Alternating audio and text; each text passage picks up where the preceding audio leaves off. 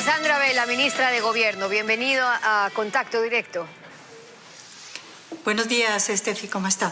Buenos días también. Después de la reunión que tuvieron ayer con la CONAIE, el gobierno ha ofrecido revisar el precio de los combustibles. Ahora, horas antes, el vocero del gobierno había dicho que no es posible reducir esos precios, pero ahora, para que en 2 o en 3 semanas hayan ofrecido una respuesta, es que saben que sí hay posibilidad que se puede revisar dónde, cuánto se puede bajar o cuánto se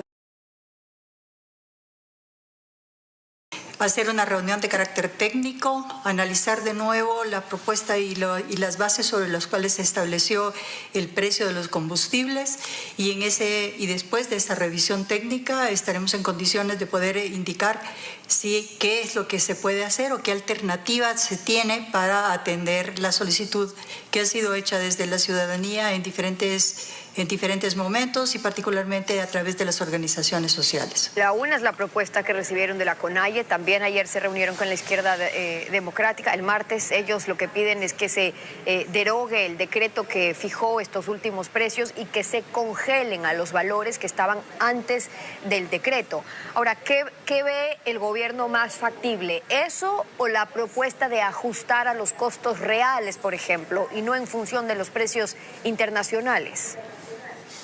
Estefi, no estoy en condiciones de darle una respuesta sobre esa pregunta. En realidad, esa pregunta es para el ministro de Finanzas, que es la persona que lleva adelante el proceso. De manera que en este momento lo único que existe de parte del Gobierno Nacional es la apertura frente a las solicitudes que se han realizado de todos y particularmente aquellas a las que ustedes se ha referido antes, la de la izquierda democrática y la de Pachacuti, que el día de ayer, para analizar y revisar de nuevo todas las cifras y estar en condiciones de darle una respuesta en el lapso de más o menos entre 2 y 3 semanas. Y es lo que se ha propuesto ayer también. Así van las cosas con la CONAIE, 6 puntos donde podría salir humo blanco. El presidente, por cierto, ha concedido indulto a Antonio Vargas, el expresidente de la CONAIE. Tienen un sector de Pachacuti que ya les dice no vamos a apoyar ningún pedido de destitución del presidente en la asamblea a pretexto de una conmoción interna. El gobierno con esto está viendo más cercana la posibilidad de recomponer sus mayorías en la asamblea, alejarse de la posibilidad de muerte cruzada. En este momento, digamos, se ha abierto un canal de diálogo. Este canal de diálogo está avanzando, de manera que esperamos tener algunos resultados a través de coincidencias que hemos encontrado durante estas reuniones y otras que hemos mantenido con otros bloques dentro de la Asamblea Nacional y lograr llegar a una forma de manejar la política y las relaciones entre el Ejecutivo y la Asamblea Nacional que tengan un canal de estabilidad, de manera que sea factible llevar adelante la propuesta legislativa y la agenda legislativa del Gobierno Nacional de común acuerdo con la Asamblea Nacional y superar la fase de los enfrentamientos iniciales que bloquearon completamente la acción del Gobierno. En esos puntos que se han planteado, pero en otros puntuales, como por ejemplo el proyecto tributario en la Asamblea sigue sin todos los apoyos, probablemente no los llega a tener si sigue contemplando impuestos o no sube la base imponible para quienes empezarán a pagar más impuestos según han anticipado ya algunos sectores políticos. Ahora mismo no se conoce mayor debate cuando hay otros temas urgentes que acapara también la atención. Finalmente, lo que podría pasar, ministra, en esos proyectos es que siendo urgentes entren sin un pronunciamiento de la Asamblea por el registro oficial, por ende que sea responsabilidad entera del gobierno lo que se apruebe. No, me parece que hasta este momento hemos avanzado dentro de la comisión de la Asamblea Nacional. Usted sabe que hay 2 comisiones que están conociendo 2 temas que son fundamentales para el gobierno en este momento. El primero está en la Comisión de Desarrollo Económico, que es el proyecto de ley, el proyecto de la proforma presupuestaria. La proforma presupuestaria del año 2022 y el plan cuatrianual que acompaña a esta proforma tendrá un informe el próximo día sábado. De manera que este es muy importante para el Gobierno Nacional, dado que se establece cuáles son los niveles de gasto y aquellos proyectos de carácter prioritario a los que se destinan los recursos nacionales. En el segundo, que se encuentra en la Comisión de Régimen Tributario, se está analizando el proyecto de ley económica urgente. Y este proyecto es un proyecto de ley que contiene disposiciones de carácter fundamentalmente progresivo. Es un sistema que fundamentalmente busca proteger a los más pobres y garantizar que haya un efecto de carácter redistributivo en los aportes que realizan los contribuyentes y que estos aportes adicionales que van a realizar los contribuyentes estén destinados fundamentalmente a los proyectos de carácter social, que son aquellos a los cuales el gobierno debe darles prioridad. Entre ellos, por ejemplo, los programas de educación, los programas de salud y los programas para enfrentar la desnutrición crónica infantil. Y es el argumento, ministra, del gobierno, el cual está bien que defienda su tesis. Pero yo le preguntaba sobre lo que está ocurriendo en la Asamblea a propósito de ese proyecto puntual, es decir, el tributario, sí, en efecto, corriendo su curso dentro de esa comisión, pero conociendo ya las posiciones de las diferentes bancadas. El PSC saca un comunicado diciendo, ojo, no vamos a apoyar tampoco ningún pedido de destitución, pero tampoco vamos a apoyar un proyecto que incluya de ninguna manera inclusión de mayor impuestos o cambios en un tema tributario, porque no fue lo que se ofreció en campaña, y así las distintas bancadas. Por eso le preguntaba si lo que podría pasar finalmente, sin anticipar criterio, pero viendo lo que está pasando ya en la Asamblea, es que pase por registro oficial. El objetivo del gobierno es que el proyecto reúna los apoyos indispensables dentro de la Asamblea Nacional para aprobar el proyecto. Dentro de ese marco de acción, el gobierno ha tenido reuniones y ha conversado y está tratando de llegar a los consensos indispensables para que este proyecto de ley reciba un apoyo y un respaldo y una aprobación dentro de la Asamblea Nacional. Evidentemente, si es que esto no se logra, entonces podría darse el caso de que el gobierno nacional tenga que llevar adelante ese proyecto a través de una aprobación por el Ministerio de la Ley. Pero en este momento el ambiente que existe dentro de los bloques legislativos y de la Asamblea Nacional apunta más bien hacia lograr los consensos indispensables para que la votación del proyecto se produzca en el seno de la Asamblea Nacional mediante el acuerdo con esas fuerzas legislativas. Ese sería el objetivo del gobierno. Hablemos, ministra, del tema carcelario. Ayer hubo otro enfrentamiento a bala en los centros penitenciarios. Las bandas están reaccionando, que si ha salido con Pre-Libertad, el líder de una de las bandas peligrosas. ¿Son temas previsibles? El informe que saca la Asamblea sobre la situación de las cárceles habla de una inteligencia casi nula en los últimos años. Los policías, los militares con miedo a entrar a tierra de los cárteles donde mandan ellos. ¿Qué van a hacer ahí con los militares y con el rol que deben cumplir los militares? Los militares, de acuerdo con la comunicación, o sea, la decisión, el dictamen aprobado por la Corte Constitucional, solamente pueden participar en colaboración con la Policía Nacional durante el periodo en el que está vigente el estado de excepción. Este estado de excepción tiene una fecha límite que es el 19 de noviembre de conformidad con el dictamen que ha emitido la Corte Constitucional.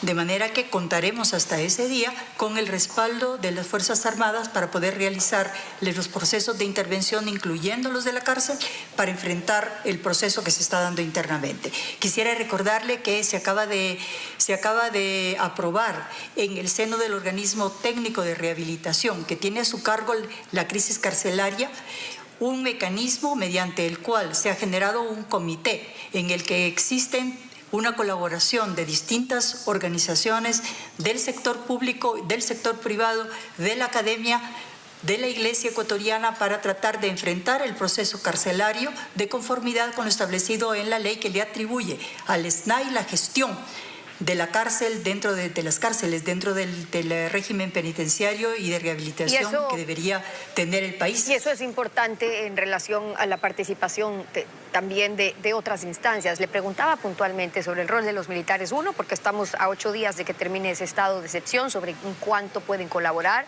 Dos, porque la Corte Constitucional ya les dijo, ok, se pueden movilizar, pero a operativos exclusivamente complementarios a la policía, siempre que se justifique su intervención, que se respete el principio de proporcionalidad, les dijo, ok, y entrar a las cárceles, pues ahí no. Y entonces cuando la ciudadanía piensa, ok, estamos en un estado de excepción, hay la voluntad del gobierno de la intervención de los militares, es importante aclarar hasta cuánto pueden y hasta cuánto quiere el gobierno que realmente existe una participación de los militares cuando la realidad está sobrepasando lo que dice la ley y el papel. El problema, Steffi, es que este es un régimen democrático y un régimen democrático debe mantenerse dentro de los límites que establecen las diferentes instancias del Estado que señalan cuáles son aquellos límites entre lo que es un estado de normalidad y del uso del aparato jurídico orgánico normal que tiene el Estado ecuatoriano y un régimen de excepción. Dentro de los límites que ha establecido el dictamen de la Corte Constitucional, la intervención y la colaboración de las Fuerzas Armadas del Ecuador están destinadas a realizar un apoyo de carácter complementario a las intervenciones que realiza la Policía Nacional. Ese es el rol que tiene, de acuerdo con la ley y de acuerdo con el dictamen de la Corte Constitucional, la acción de las Fuerzas Armadas. En esa línea se ha establecido durante este periodo de excepción una coordinación en todos los niveles, en el nivel estratégico, en el nivel operativo, en el nivel de gestión, de manera que se está trabajando de manera orgánica y de manera coordinada con las Fuerzas Armadas en todas las intervenciones que se han realizado dentro de los límites establecidos por la ley. La función de la Fuerza Pública, o sea, de la Fuerza Armada, no es otra más que respaldar y apoyar, complementar el trabajo de intervención que realiza la Policía Nacional. En esa línea se han desarrollado 90.000 operativos en los últimos, desde el momento en que se aprobó el primer régimen de excepción. Se han desarticulado 27 bandas, se han requisado 800.000 personas, se han requisado un número similar de vehículos, de manera de tratar de controlar la situación que se había producido. En cuanto a los controles, control de armas, las requisas, los patrullajes, las intervenciones que estamos reportando nosotros todos los días en los puntos y en las zonas más peligrosas, la zona 8, la más complicada acá particularmente, pero la crisis carcelaria, lo que está ocurriendo. Ayer otra vez, no podemos confirmar todavía, se lo pregunto de hecho si es que son 3 muertos o si se ha confirmado que hubo nuevamente muertos después del tiroteo que se da ayer, 4 pabellones donde se escuchan las detonaciones, es decir, más allá de la intervención que se pueda dar fuera de las cárceles de los militares, es qué está pasando adentro cuando los cárteles siguen controlando. No va a ser un tema de la noche a la mañana, pero la estrategia tiene que estar. Como le dije antes, Steffi, la estrategia está señalada dentro del organismo técnico de rehabilitación, cuya presidenta es la secretaria de Derechos Humanos. La participación de la Policía Nacional y en este momento de las Fuerzas Armadas se refiere única y exclusivamente al control externo de la cárcel y a las intervenciones que se realizan. Como le acabo de señalar, se ha constituido ya un organismo de carácter técnico, que es una comisión multidisciplinaria que tiene una participación de la mayoría de los sectores de la sociedad ecuatoriana, de la academia, del sector público, para tratar de controlar efectivamente el sistema carcelario del Ecuador y los proyectos de rehabilitación que deben ser vistos en el largo plazo. Rehabilitación sobre todo por los temas además que se están dando con problemas del hacinamiento, como destacaba ayer la comisión, y ahora temas que tendrá que trabajar esta nueva integración que se ha logrado. Ministra, no puedo dejar de preguntarle... Y aún así, Steffi, aún así hay que tener en cuenta que el tema del hacinamiento, por ejemplo, de acuerdo con la información que ha proporcionado el director del SNAI, que es el general Garzón, se han liberado ya mediante indultos y procedimientos, fundamentalmente de procedimientos de carácter judicial, para tramitar los temas que tienen que ver con la rehabilitación en el caso de la salida de los presos que tienen derechos de carácter penitenciario. Se han trabajado ya y se ha reducido 1.500 personas que se encontraban dentro del sistema carcelario, de manera que el hacinamiento ha comenzado a reducirse, todavía no con la velocidad con la que debe producirse. Y quisiera referirme a un tema que usted señaló al inicio y que no lo topé en la respuesta que di.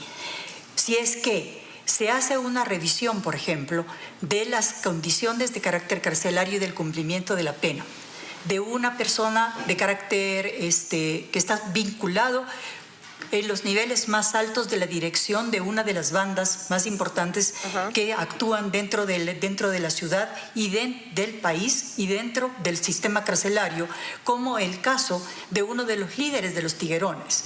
cuyo análisis respecto de los derechos carcelarios fue realizado de manera expedita y fue puesto en libertad por un juez de la ciudad. Me parece a mí que los jueces deberían tener, y el sistema judicial debería también apoyar la lucha en contra de la delincuencia organizada y no proceder de manera tan expedita a poner en libertad a un líder de una banda y colocarlo de nuevo en las calles de la ciudad. A la Policía Nacional le cuesta muchísimo trabajo lograr determinar los hechos de carácter delincuencial, detener a las personas que están involucradas dentro de esos procesos y llevarlos a la cárcel.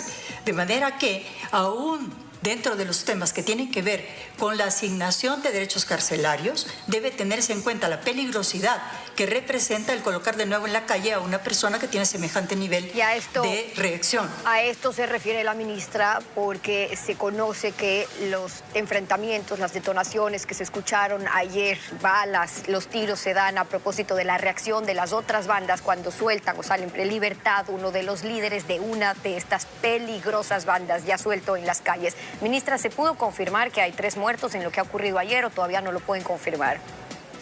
No, hasta este momento la información que yo tengo es que se produjeron cierto tipo de detonaciones en un sector que es lo que le llaman el huerto, dentro del complejo de la penitenciaría, y hasta este momento no existe reporte de que exista ningún huerto dentro de la penitenciaría, hasta este momento.